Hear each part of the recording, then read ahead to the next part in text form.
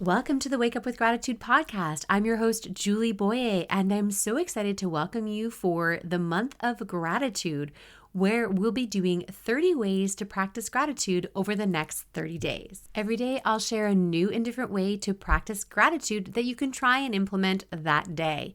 Make sure that you are subscribed or following the podcast to get notifications when the next day's gratitude practice is posted. Each lesson will only be a few minutes long, so if you're joining us in the middle of the month, you can easily go back and catch up on the days that you missed. Let's get started with today's gratitude practice. Welcome to day 4, my friends. I'm so glad you've decided to continue to join us. And today we're going to do something that's going to take just a little bit of extra effort, but I promise you that it's worth it. So for day 4, what we're going to do today is send a note of gratitude. And I'm not talking about a text message. This time we're going to send a physical card or a letter. A couple of years ago, I had author Nancy Davis Coe on the podcast.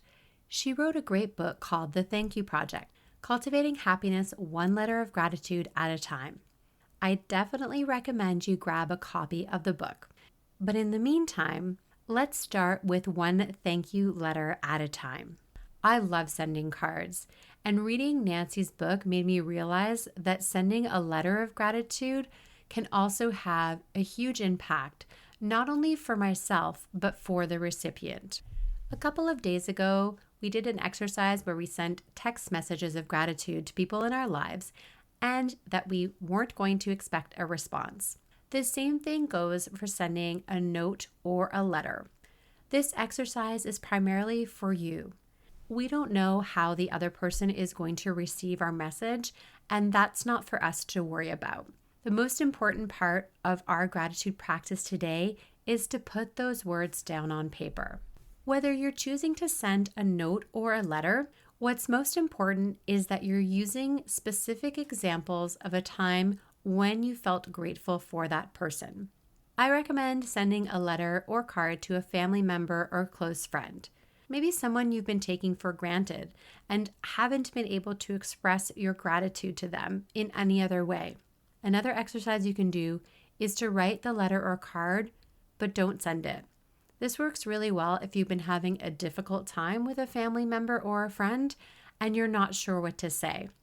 Even if the letter isn't sent, writing words of gratitude about someone else does help you change the way that you see that person, even if they don't do anything to change their own behavior. I wanted to add an extra step for those who are business owners or entrepreneurs, and that's sending a letter of gratitude to your customers. When you send a handwritten card to a customer, there's a good chance that they will keep that card on their desk or on their bulletin board as a reminder of you and your business. This is a practice that could replace the usual traditional holiday cards.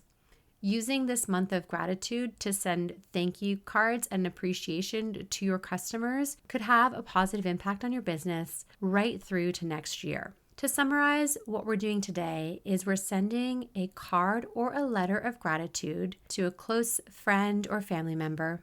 And if you're a business owner or entrepreneur like me, to send a thank you card to your clients. Starting today and sending one card a day for the next 30 days could have a tremendous amount of impact on your business in the next year. Which one of these will you be doing today? I'd love to hear from you. Let me know how the challenge is going for you. This completes today's gratitude practice. Make sure that you are subscribed or following the podcast to get alerted when the next day's lesson is posted. If you're enjoying this experience or learning something new, I'd love to hear from you.